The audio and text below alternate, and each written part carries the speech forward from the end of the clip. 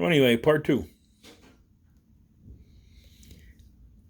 The series of events that happened, I can't really tell you everything because I don't remember. Because it happened so fast and it was, I guess, traumatic. I don't know, but I don't remember a lot of it. But after the bar, my dad hurt his back and had to go on disability. So there was really no money in the house. He was a retired or disabled veteran from World War II. Fell out of the bottom of a plane trying to get in it because you used to have to hang on to this bar and swing yourself up in. Well, he lost grip and landed on his back. So he was on disability, veterans pension, maybe about $650 a month, something like that. Needless to say, we were dirt poor compared to what we used to be. And so my mom went to work at a place called the Erie Hotel. It was an old railroad station for the Lackawanna, Delaware Railroad. Now, the guy who owned the place and the lady who owned it, husband and wife, the only way I can describe him was if you start with P and end with K, he was one. He was the poster board for that word. His wife started with an S and ended with a T, and she was the poster woman for that.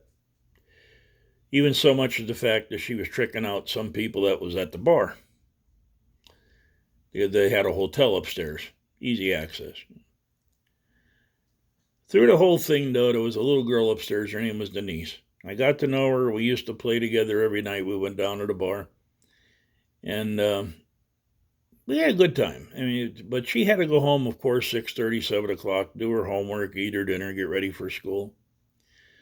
So after she left, I was left on my own. Parents didn't know where I was. So I literally left on my own. So now, Dad was a drunk, and Mom would be working at the bar, Dad would be drinking up her pay. So needless to say, I didn't get home till sometimes 3, 4 o'clock in the morning. So they wouldn't hire a babysitter. My sister didn't live at home at the time, and they wouldn't leave me home by myself. Okay.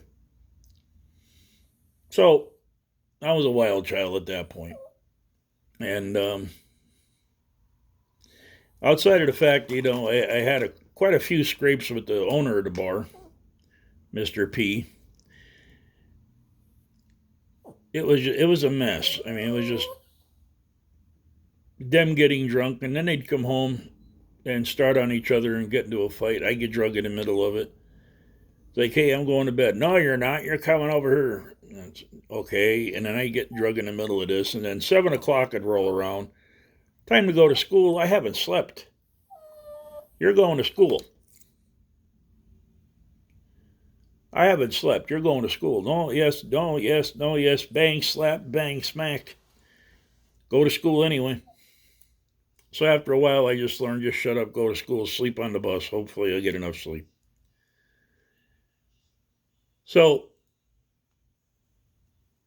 that was, through that era. And then believe me when I tell you this, I've seen more things that a 10-year-old than most married couples go through. Again, another bar, same situation. They're all the same.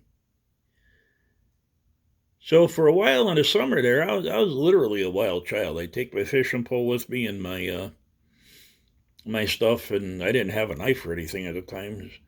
And I just, wander around, and there was a stock trout stream about a quarter of a mile from the bar. If you go down through the woods, I go down there fish, and I go up the reservoir fishing, and they never, like one day I came back with a stringer of fish. Where'd you get them? From the reservoir. What reservoir? No, big lake up the road here. Then I got my ass beat because I was up at the reservoir fishing. So I tried an experiment. For the next 3 days, I stayed at the bar all night long on the bench outside, me and Denise, and then a couple other people I knew that came there. They never once checked on me. So it would have made no difference if I was at the reservoir or if I was on the bench. So That went on for about 5 years. Yeah, like I said, I cannot tell you, there was one night when the bar owner's son, he just came home from Vietnam. He grabbed the 45 he brought back, came down the bar, and was holding the whole place at gunpoint, me included. So I got to watch, the whole 9 yards. And finally, he turned his back, and his dad grabbed the whole of a pool stick and laid it upside of his head. And that's how the night ended at about 4 in the morning. So it was an interesting late childhood. Let's put it that way. Around that time, I started hanging around with some friends that weren't so savory. So when Mom wasn't working, I was hanging around with my buddies, and we started smoking cigarettes at 10. Started smoking pot around 10. And, just generally hanging out to 1, 2 in the morning at his house and then walking home. Notice the age, I said 10. Now, 11 to 12 era.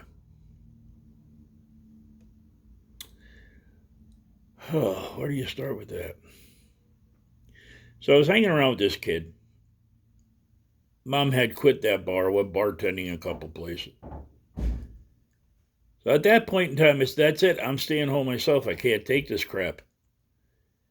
So, okay, well, stay in the house. Don't tell nobody. Don't answer the phone and whatever. So when they'd leave, I'd leave. I'd go hang around with my buddies and whatnot. I'm 10 years old, and we'd be smoking cigarettes or smoking pot. And he was a wild child, too, so. So when I first learned Lipton cup of soup is easy to make, and you can live on it. So Lipton cup of soup, if you don't know, it's like ramen noodles. It's dehydrated noodles. You put hot water and you eat it. It's like chicken noodle soup. So through the course of my 10th and 11th year, I really started smoking pot, started drinking beer, smoking cigarettes, running around with the 16, 17-year-olds, because at that time I was 6'1" and 260 pounds. I was a big kid. Got a lot of bar fights with adults because they thought I was an adult. And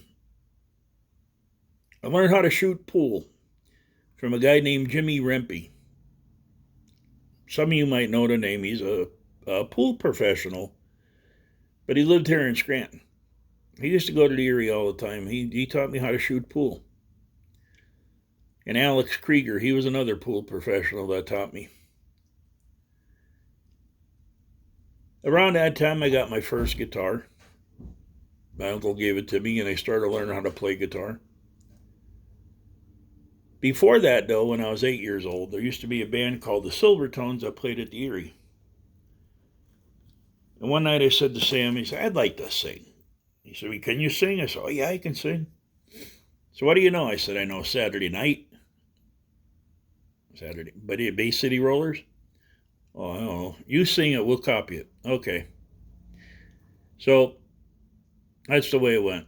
So when I was 8 years old, I actually did my first singing gig with the Silvertones. So when I got the guitar, Sam started showing me how to do different things on the guitar, and Ronnie Zaffino and his cousin Sam and Uncle Tony and a couple other guys, Polly Kellogg, my cousin, they all started showing me different things on the guitar and whatnot. So one night I was like just before my 12th birthday, I said to Sam, I said, hey, Sam. He said, what? I said, you mind if I do a song? I said, do you know any? He said, yeah. So I got a book from the library, and I learned how to sing Country Roads. Sure, Tom, go ahead. So I was 11, just like June of my 11th year. And I sang and played Country Roads the first time I was ever on stage at 11 years old. From there, it was all uphill. But that was the first couple of times I was ever on stage. And after that, once I got to learn how to operate a guitar a lot better, I used to sit in with Ronnie Zaffino and the Memphis band. And I used to sit in with Sam and the Silvertones. And so that was that much. So my 11th birthday, I was talking to my brother, and my brother said to me, "Does your hammerhead work?"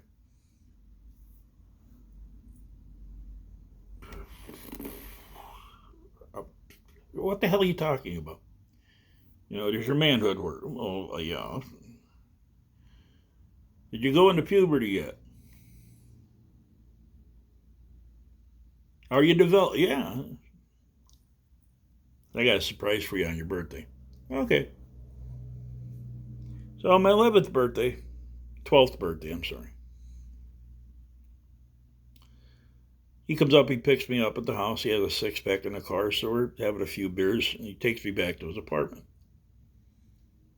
When we got to his apartment, laying on the bed was a very nice 19-year-old woman who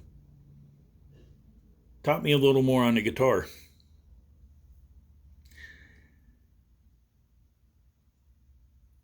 So after that 12th year, I just, oh God, I met a young girl named Sherry in my hometown. I was already drinking and smoking pot. She was 15, I was 12, and we got along pretty damn good. So after that, I started hanging around with her and the gang from the pond, and we were smoking and drinking, and literally, my mom would go to work. I'd go down. I was living my own life at 12 years old. Learn how to cook a couple of things. Learn how to cook hamburger. Learn how to cook eggs. I learned how to make coffee, make iced tea, a couple other things, and away it went. Tom was self-sufficient. Excuse me. About that time, a friend of mine said to me, "Would you like to join the Boy Scouts?" Yeah. So I joined the Boy Scouts, and we started going in the woods, and I was in the woods with my father and my brothers, and because at that time I was old enough to hunt. So there wasn't a time really when I wasn't in the woods hunting, at least 4 days a week. His dad was disabled, so the only thing it was like fishing. We'd go from fishing 3, 4, 5 days a week to hunting. And I was the guy who used to do all the scouting. So I go scout out an area, see if there's a lot of squirrels there, and we'd start hitting that area, and so on and so forth. And like I said, this rolls so fast at this point in time, it's going to be hard to differentiate things. So, um, so we're in my 12th year. So that fall, I got my hunting license and everything, and we went hunting. I got my first squirrel and my first rabbit, and rabbits, pheasant, deer, turkeys. Well, not turkeys at that time, but pheasants and deer and whatnot. Now, Christmas time rolled around. And as usual, they got into it, my mom and dad. So it was Christmas Eve. There was no tree up. At that time, you put the tree up on Christmas Eve.